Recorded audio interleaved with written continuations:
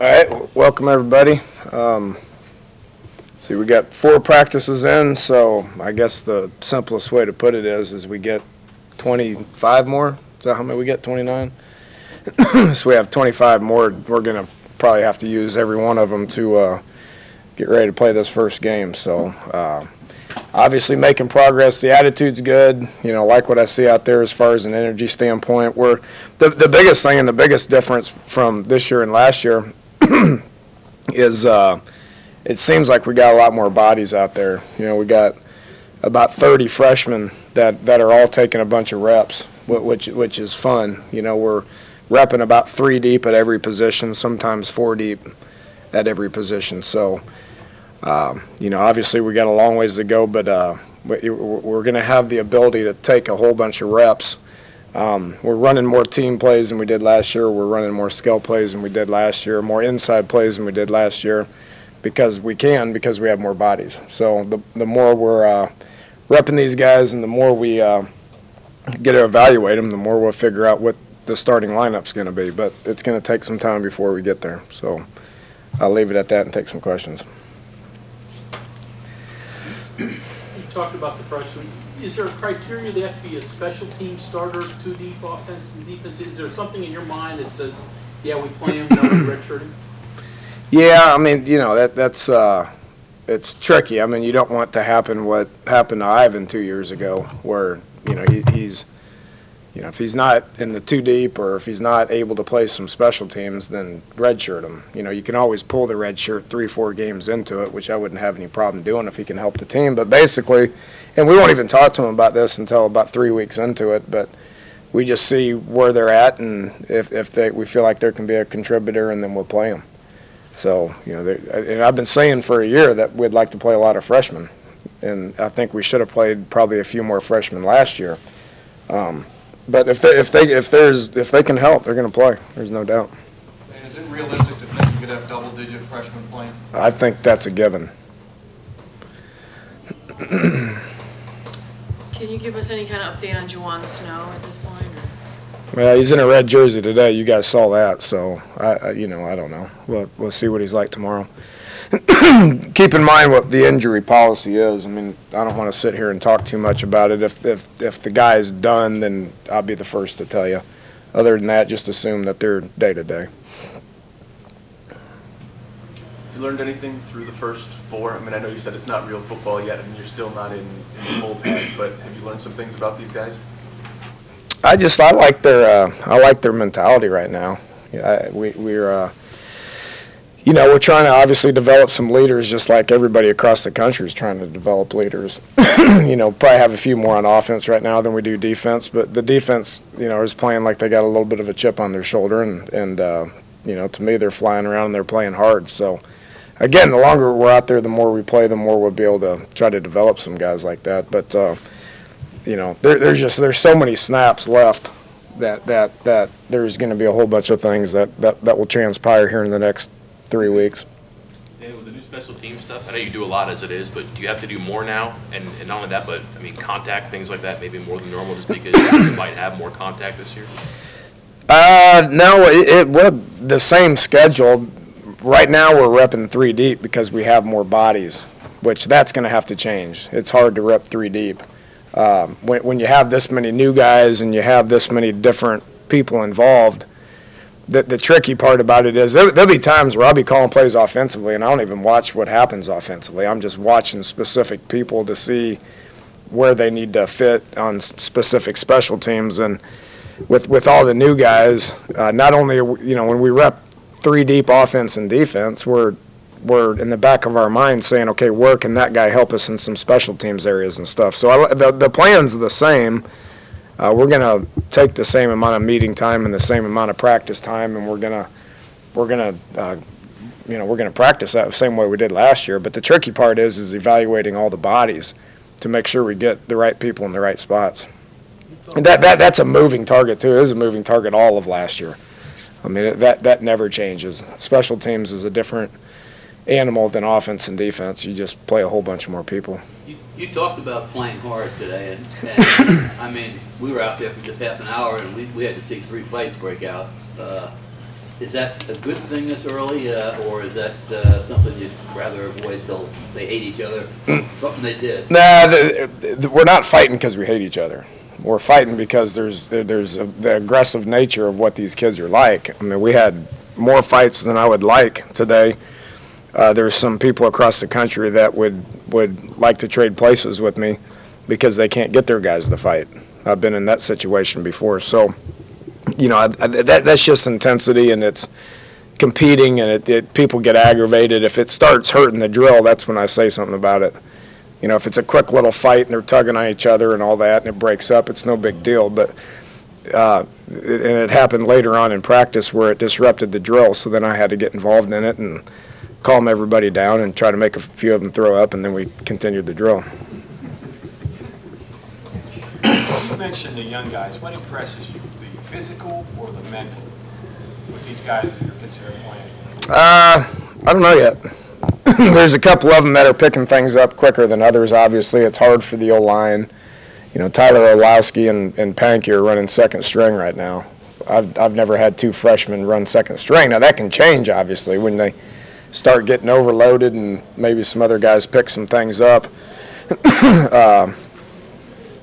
You know, the physical nature of these guys is pretty good, I think, from a freshman standpoint.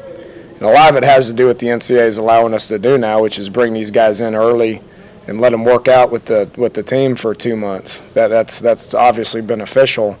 So, you know, physically, I'm happy with what we're seeing out of them. It's a little early to tell about the mental part of it. As far as how many busts and all that stuff, I mean, we've obviously just evaluated three days of film. And after this, we'll go in there and evaluate the fourth day. Have you gotten yay or nay one way or another on Bernie? Don't know yet. Don't know. What's the drop dead date on your guys who are in summer school now too? When are you going to? I think the 10th is the final day of school. Are you concerned about a Couple lot, of them. a few? Couple. We would just leave it at that. They're still in school, so I mean, I mean, things haven't came back that said yes, they're good, or no, they're not, because they're still going to school, which makes it hard for us, obviously. But there's a couple of them that we're concerned about. It's their own fault because they could have finished this up earlier in the summer, and they didn't. So right now, it's affecting. I'm not going to tell you who they are, but it's affecting their reps. I can tell you that. You said 3D might be a little too much on special teams. When you're looking at offense, how many guys do you want to rep when you're out working on? Well, yeah, three deep right now is fine. I mean, it's because, you know, we got a lot of time, and, you know, there's no time restraints or any of that. We're just trying to play as many snaps and as many reps as we can get to where we can evaluate it. It'll get to a point, obviously, the closer you get to the game, you got to start narrowing down on who you're going to count on. So we're just trying to evaluate everybody to figure out where they're at, and then, you know, a week and a half before the first game, we'll probably split up and start doing scout teams and prep teams, and then we got to figure out who goes with scouts and who we start repping. So we got a lot to do between now and then. Same thing on special teams. We can afford to rep a lot of players right now to teach them, meet them, show them the film, and rep them. And then the closer you get to a game, you got to start narrowing down exactly who those people are going to be. Try to make the best decisions. Lot of football between now and those decisions that need to be made. Dana, would you say you're going into like a new, not only a new league, but a new world going to the Big 12, especially defensively, where you probably will see, you know, far more firepower than you saw in the Big East, and how different do you have to be? I don't know how much different we have to be. I mean, football's still football. Still played some pretty good teams last year. You know, every year is different. I mean, what we saw out of, say, Baylor last year, I don't know if we're going to see that out of Baylor this year. I mean, every team's different, and that's why you prepare for a game, and you get a whole week, and you figure out what they got and how they playing, and whether they're faster, whether they're slower, whether they're running the ball, what sets they're doing, and you practice it that week, and then you line up and you play. But my experience in it, like I've said before, is we are going to play more snaps, which means we have to play more people. So we're preparing ourselves for that. Joe DeForest said that in that league, there are teams that'll just line up receivers and run them deep like 4 or 5 times in a row just to air out your cornerbacks, which seems pretty diabolical. Is stuff like that common as far as like a culture change? Because that's not something you see in many leagues. We did that at Tech a lot. I think that was Leach being stubborn and daring and risky and all that. But yeah, I mean that you see that more type stuff. You see fast balls, you see deep balls. I mean, it's different. It's different than what probably it's nothing surprises me because I've been there for a long time. But yeah, definitely different than huddling and being slow, which is what has occurred around here for a while. That's something you can't really. I mean, right now you can't tell guys about that. I'm guessing that's the day. Oh well, we're not worried about them right now. I mean, that's kind of been the common theme for our for camp and spring is we worry about us and we try to get ourselves better at what we're doing and try to figure out who is going to be the guys that play. And then the closer you get the game, the more you start worrying about them. Gino said over the summer he gained some weight. He hoped it would help him with his arm strength a little bit first few days. But have you seen anything out of him that indicates that's true? Yeah, I think so. He's moving around better. His leadership skills are better. His communication's better. His arm strength's better. His body looks better. So looks better. So does that open up playbook things that you had that you didn't use because he's got a little Nah. arm strength or not? Now, and I mean, Gino's not going to be the one that's going to win us a bunch of games. It's him and the other 10 guys around him. So there may be some things. I mean, that our offense is obviously always going to explore other options of trying to move the ball and get first down. So it's not going to look a whole lot different than what it's looked like in the past.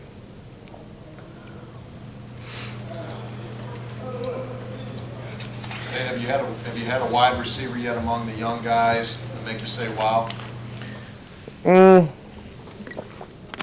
No, except for Squirt. Well, I mean, that guy's he's something. But he'll play. Obviously, he's a true freshman that'll play. And then you look at the other 4 trusts, Robinson, Mathis, Will Johnson, and Travaris. All 4 of them are repping quite a bit. I mean, if there's a place for them, I wouldn't be opposed to playing all 5 of them.